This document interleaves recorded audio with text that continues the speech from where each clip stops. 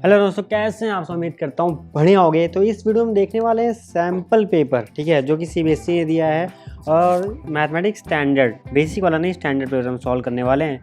तो चलो सॉल्व करते हैं, फिर सेक्शन 1 से स्टार्ट करते हैं। और इसकी मार्किंग स्कीम भी इंपॉर्टेंट है, कैसे मार्किंग मिलेंगे जो कि हमें पता रहना चाहिए, ठीक है। उसके हिसाब से हम मतलब स्टेप बाय स्टेप सॉल्व करें और हम ज़्यादा से ज़्यादा मार्क्स स्कोर कर सकते हैं इस तरीके से, ठीक है। तो वो अगले वीडियो में दिखाएंगे मार्किंग स्कीम क्या है एक बार आपको, ठीक। तो चलो सेक्शन ए का क्वेश्चन स्टार्ट करते हैं। तो पहला क्वेश्चन है, if two positive integer A and B are written as, ठीक है, दो ये ए को ऐसे लिख दिया, बी को ऐसे लिख दिया, ठीक है। Where and X and Y are the prime number, ठीक है। X and Y prime number. Prime number कौन से नंबर होते हैं? बेसिकली दोनों में जो कॉमन नहीं है कुछ भी, ठीक है, कोई कॉमन फैक्टर नहीं है 1 के अलावा, ठीक। Then the result obtain by dividing the product of positive integer by the LCM of A, parenthesis इसको बोलते हैं ए कॉमा बी, ठीक है। सिंपल क्या बोल रहा है, चलो और देखते हैं, ठीक है। तो पहले तो देखो ध्यान से, ये पहला क्वेश्चन है, ठीक है। ए की वैल्यू हमारे पास क्या है यहाँ पे, एक्स क्यू वाई, ठीक है। बी की वैल्यू हमारे पास क्या दी हुई है, एक्स वाई क्यू। और ध्यान देने वाली बात है, जो एक्स एंड वाई है क्या है, प्राइम है, ठीक है, प्राइम नंबर है, ठीक है। तो कोई भी कॉमन नहीं होगा इसमें कुछ भी, ठीक है, सिर्फ 1 के अलावा और कोई फैक्टर जो कॉमन नहीं होगा, ठीक। तो इसलिए कट पिट नहीं सकते और मतलब इनकी पावर ऐड नहीं हो सकती। इसका मतलब ये हुआ बेसिकली यहाँ पे, ओके। कितना समझ पा रहे हो? अब इनका एलसीएम ले लेते हैं यार। एलसीएम बोला है ए कॉमा बी का एलसीएम लेंगे तो मैक्सिमम फैक्टर जो पावर होगी वो ले लेंगे, ठीक है, दोनों जगह से। तो यहाँ से 3 आएगी और यहाँ से भी 3 आएगी, तो एक्स क्यू वाई क्यू। अब बोल रहा कि भैया जो रिजल्टेंट ऑब्टेंड हुआ है उसको डिवाइड किससे करना है, मतलब पहले डिवाइड एलसीएम से करना है, एलसीएम ए और बी, प्रोडक्ट बना लेना उन दोनों नंबर का, ठीक है। तो भाई हम दोनों नंबर का प्रोडक्ट बना लेते हैं, ठीक है। करने के लिए तो हम चलो ठीक है, क्या डायरेक्टली हम इसको लिखते हैं, ठीक है, ये रहा, ठीक। इसको हमने किस दोनों को प्रोडक्ट बना लिया, डिवाइड इससे करना है, इससे करना है, ठीक है, एक्स क्यू वाई क्यू। तो क्या होगा, ये यहाँ से गया, ठीक, ये यहाँ से गया, क्या बचा हमारे पास आंसर, ये x बच रहा है, ये वाई स्क्वायर बच रहा है, तो एक्स वाई स्क्वायर, ये बचा हमारे पास एक्स वाई स्क्वायर आंसर, ठीक। इसको ऐसे लिख सकते थे कि product A and B upon LCM of A comma B parenthesis में, ठीक। ये तरीका था लिखने का, पर आई होप तुम्हें समझ में आया होगा क्या किया है, कैसे किया है, ठीक। तो मिलते हैं यार अगले क्वेश्चन में, मतलब अभी ही करेंगे, मिलेंगे नहीं, ठीक। तो इसका आंसर क्या हुआ, X Y square. Question second देखते हैं। बोल रहा कि the given linear polynomial Y equal to F X has, मतलब इन दोनों में से, इन चारों में से कौन सा ऑप्शन सही है, ठीक है। तो हमें पता है ये एक्स एक्सिस होती है, ये वाई एक्सिस होती है। एक्स एक्सिस जनरली क्या डोनेट करता है, सॉल्यूशन को, ठीक है। तो जितनी बार काटेगा उतने सॉल्यूशन होंगे। देखो यहाँ पे एक बार काट रहा है 3,0 पे, सॉल्यूशन तो एक ही होगा, ठीक है। तो 1 जीरोस, तो सॉल्यूशन को क्या बोलते हैं, जीरोस बोलते हैं, ठीक है। जो टर्म आता है जीरोस ऑफ पॉलिनोमियल, वो क्या होता है, बेसिकली उसके रूट्स होते हैं, ठीक। तो एक जीरो 1 0 एंड द 0 इज़ 3, ठीक। मतलब ये वैल्यू क्या होगी, अगर ये वैल्यू मैं इस फंक्शन में डालता, ठीक है, एक्स की जगह पे अगर डालता 3 ना, तो ये फंक्शन की वैल्यू 0 हो जाती, ठीक है। इसका मतलब ये होता है, ओके। जीरोस का मतलब ये होता है, अगर मैं एक्स की वैल्यू अगर डालता तो फंक्शन क्या 0 बना देता, ठीक। ना समझे? तो आंसर क्या हो जाएगा, आंसर क्या हो जाएगा, बी हो जाएगा सेकंड का। तो आई होप तुम्हें समझ में आ रहा होगा, ठीक।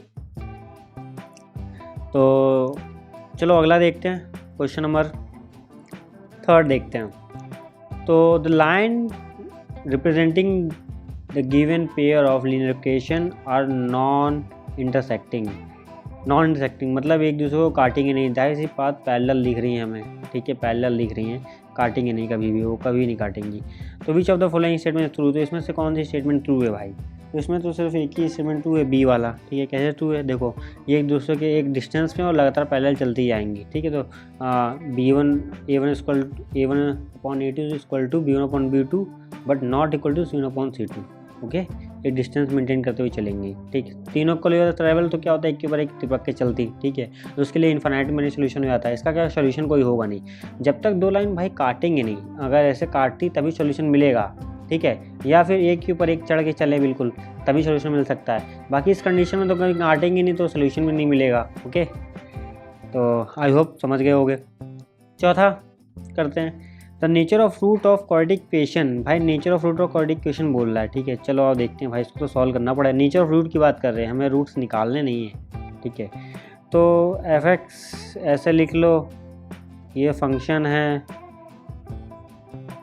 ठीक है, या तो एफ एक्स हटा दो कोई दिक्कत नहीं, इतना भी लिख दो तब भी चले, क्वाड्रेटिक इक्वेशन है, ठीक है। ऑर्डर क्या 2 है इसका। चलो आगे देखो, उसको सॉल्व क्या निकाल सकते हैं हम, बी स्क्वायर माइनस 4ac निकाल सकते हैं, बी स्क्वायर माइनस 4ac। अब ये क्या होता है, ठीक है, तो अब ये क्या होता है, तो देखो ध्यान से, जनरल क्वाड्रेटिक इक्वेशन होती है, जनरल क्वाड्रेटिक इक्वेशन होती है, क्या होती है, ax square plus B X plus C equal to 0। तो इससे कंपेयर करते हैं, x का कोफिशिएंट क्या है, a है, ठीक है, x स्क्वायर कोफिशिएंट क्या है यहाँ पे a, x स्क्वायर को छोड़ के जितना भी हो गया उसका कोफिशिएंट, ठीक है। तो इससे हम कंपेयर करके ये वैल्यू हमें मिल जाएगी, ठीक है। तो यहाँ ए बी की सी की वैल्यू लिखते हैं ऑन कंपेयरिंग, ठीक है, तो ऑन कंपेयरिंग, ठीक, ऐसे करके। तो क्या है हमारे पास, ए की वैल्यू देखो, ए की वैल्यू क्या है हमारे पास 9 है, ठीक, बी की वैल्यू हमारे पास क्या आई है -6x, ठीक है, -6, ध्यान रखना यही गलती करते हैं, ठीक। सी की वैल्यू क्या है -2, साइन के साथ लेना है, ठीक है। देखो जनरल क्वाड्रेटिक इक्वेशन में क्या है, सब कुछ प्लस में था, दैट्स वाई यहाँ हमें माइनस कंसीडर करना है ध्यान से, ठीक। अब निकाल लो, ठीक है। इसको क्या बोलते हैं, इसको डी भी बोलते हैं, डिस्क्रिमिनेंट भी बोलते हैं, ठीक है। तो डी की वैल्यू क्या है, अब निकालेंगे हम बी स्क्वायर, तो -6 का स्क्वायर, ठीक, माइनस ब्रैकेट में ले लो 9 है, सी क्या है -2 ले लो ब्रैकेट में, ऐसे गलती नहीं होती। तो -6 का क्या स्क्वायर करेंगे तो 36 प्लस का हो जाएगा, ये माइनस ए माइनस मिलकर प्लस हो जाएगा, ठीक है। तो 18 × 4, ठीक है। तो अगर मैं इसको यहाँ पे सॉल्यूशन मतलब चाहूँ तो सॉल्व भी ना करूँ, ज़रूरत भी नहीं मुझे, यहीं छोड़ दूँ, ठीक है। अभी मुझे क्या दिख रहा है कि ये पूरा पॉजिटिव आ रहा है, ये क्या आ रहा है, पॉजिटिव आ रहा है, ठीक है, पॉजिटिव ग्रेटर देन 0 है। तो जब देखो d ग्रेटर देन 0 होता, पॉजिटिव होता, तो क्या बोलते हैं, रूट्स हमारे क्या रियल हैं एंड डिस्टिंक्ट हैं। रूल क्या है, रियल है एंड डिस्टिंक्ट हैं, दोनों अलग अलग होंगे रूट्स, ठीक है। तो देखो जो ऑप्शन यहाँ पे क्या बैठ रहा है यार, ठीक है, क्या 2 डिस्टिंक्ट रियल रूट, ठीक। तो हमारे पास ऑप्शन क्या है, सी आंसर आया इसका, दोनों रूट क्या अलग होंगे, ठीक है। अगर बराबर होता 0 के तो रूट क्या है, दोनों इक्वल हैं और रियल हैं बेसिकली। अब छोटा हो गया, अगर 0 से कम होता तो इमेजिनरी होते रूट्स, ठीक। तो ये 3 कंडीशन बैठती है सिंपल। अगला देखो, अगला हमारे पास क्या है कि क्वेश्चन नंबर 5 है, 2 APs have the same common difference. भाई दोनों APs ना, दोनों के कॉमन डिफरेंस सेम है, ठीक है। The first term of one of these is -1 and that of other is -8, ठीक है। Difference between their fourth term, जितना बोला पहले उतना उतारते हैं फिर आगे बढ़ेंगे, ठीक है। 2 AP हैं, दोनों कॉमन डिफरेंस सेम है, तो भैया डी ले लेते हैं, ठीक। फर्स्ट टर्म क्या है पहले AP का, तो पहले तो देखो, हाँ ठीक है, चलो जनरल टर्म एक बार लिख लेते हैं। तो TN टर्म क्या होता है, अरे लिखते हैं यार, TN बोल दो AN बोल दो, बात एक ही है। तो क्या बोलते हैं, A + n-1 D, ठीक है। तो ये as a general term represent करते हैं, ठीक, जो कि हमें ज़रूरत पड़ने वाली है। अब देखो 2 APs का क्या है, पहला टर्म पहली वाली AP का -1, दूसरी वाली AP का -8 है, ठीक। तो पहली वाली AP का लिखते हैं। नाउ लिखो fourth term of first AP, fourth term of first AP क्या होगा, अगर ध्यान से लिखे तो T4, ठीक। फर्स्ट टर्म दे रखा है पहली वाली AP का, तो -1 इस्तेमाल करने वाले हैं, कोई दिक्कत नहीं, प्लस n की जगह क्या आएगा, 4 आएगा, ठीक है। तो 3 और 4 -1, ठीक। D की वैल्यू क्या, कॉमन डिफरेंस सेम ही है, कोई दिक्कत नहीं है। तो T4 की वैल्यू क्या आ रही है यहाँ पे, -1 + 3D, ठीक है। ये इक्वेशन 1 मान ली, कोई दिक्कत नहीं। Now fourth term of second AP, ठीक है। तो T4 इसका फर्स्ट टर्म क्या था, -8 था, तो -8 प्लस 4 माइनस 1 डी क्या है, -8 प्लस 3D, ये क्या है, ये सेकंड AP से आया है, ठीक है। तो ये हमारे पास ये वाला आ गया, T4 का सेकंड AP का आ गया 4। अब बोला कि दोनों का क्या डिफरेंस बताना है, हमें डिफरेंस लेते हैं। तो हम सब्ट्रैक्ट करते हैं, सब्ट्रैक्ट इक्वेशन 2 माई इक्वेशन 1 से कर देते हैं, ठीक है। तो इसको हम T' ले लेते हैं वरना दिक्कत हो जाएगी पहचानने में, ठीक है। ठीक, तो चलो कर देते हैं T4 माइनस T1' करते हैं, दिक्कत नहीं।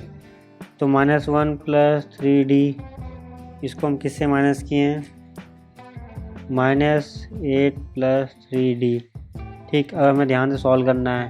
तो -1 प्लस 3D, ये माइनस खुलेगा, माइनस प्लस, ये माइनस मिल के प्लस, ये माइनस मिल के -3D गया। 8 प्लस 8 माइनस 1 कितना है, 7।